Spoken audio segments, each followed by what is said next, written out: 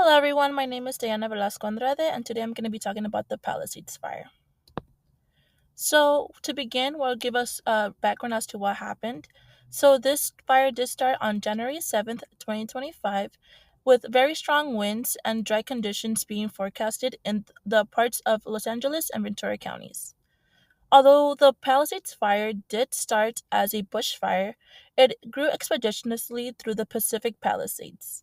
By the time that Governor Newsom declared a state of emergency, it had already grown to 1,200 acres, and evacuation orders were given to the people by the fire.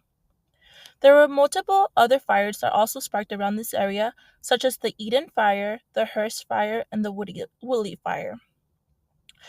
This fire was also not contained until January 31st, which was 24 days after it first ignited. So, what were some of the impacts of this fire? By the time that it was 100% contained, it had grew to 23,448 acres.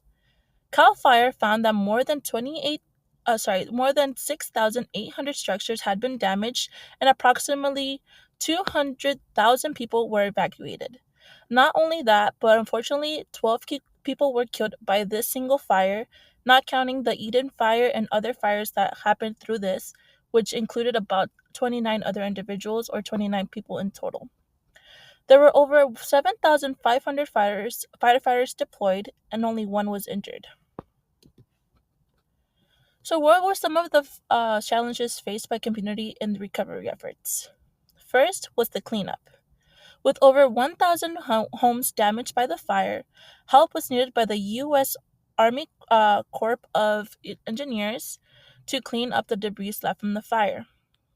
Unfortunately, before a year before this, many of the houses in the Pacific Palisades had been dropped from insurance, so they had to get cover from California Fair Plan. As stated on in this quote, about 1,600 policies in Pacific Palisades were dropped by State Farm in July 2024. With the California Fair Plan, unfortunately, people had to pay higher pricing for expensive, but only get lower coverage. Permits were also needed to rebuild houses with or without insurance. Some actions that were taken by the local government was that the LAPD and the LA Fire Department were able to help evacuate individuals. The Los Angeles Fire Department was one of the first to respond to the fires and was able to help the LAPD evacuate. Not only that, but the LA County Office of Emergencies also activated its Emergency Operations Center. Some of the actions taken by the state and federal government was that Governor Newsom was able to proclaim a state of emergency. This allowed for FEMA to approve fire management assistance grants to ensure that there were resources available for this fire. CAL FIRE was also activated to assist Los Angeles County Fire and Los Angeles City Fire. Not only that, but they also created a unified command for the San Bernardino, LA County, LA City, and LA Police Department. So, what were the effectiveness of these actions taken?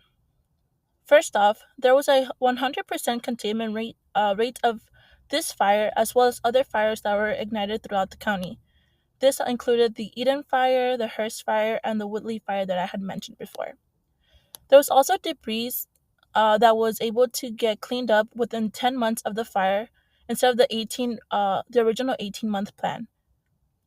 Not only that, but after the fire, the LA County was able to get together and create more actions and more improvements to ensure that there was better fire detection and monitoring and a better way to evacuate or alert individuals. What were some lessons learned from this incident? From the studies that I've found, it was said that having technology that would help us better map areas most likely to be a part of a wildfire can help with better evacuation planning and less firefighter deployment. So, some resources would be having better detections of building damages to help with emergency response and recovery strategies, such as like having maps to ensure that we are able to see the houses that may potentially be damaged by fires. And then also understanding how housing arrangement and location may lead to house being lost in a wildfire. Another thing that we learned from this incident was having better policies and being able to have inadequate resources such as water could have gone a long way. Not only that, but also stopping policies that award fires unsafe conditions to ensure homes are covered for these fires. So, from another study that I did see, wildland urban surfaces were one of the most common to be caught on fire with these fires. So, being able to revise California insurance regulations, having uh, water, especially high water pressure supply system that is dedicated for fire purposes, and to be active positive steps to improve hazard reductions in all levels would be a great way to ensure that this does not happen as often. Lastly, from the last study that I did find, um, I also found that um, areas that WUIs, or areas where human development meets natural landscapes, would be better established if there were more wildlife risk management for better forest land management policies and strategies. Overall, there was a lot that was done for these fires, but there was so much more that could have done to prevent them in the future. Thank you.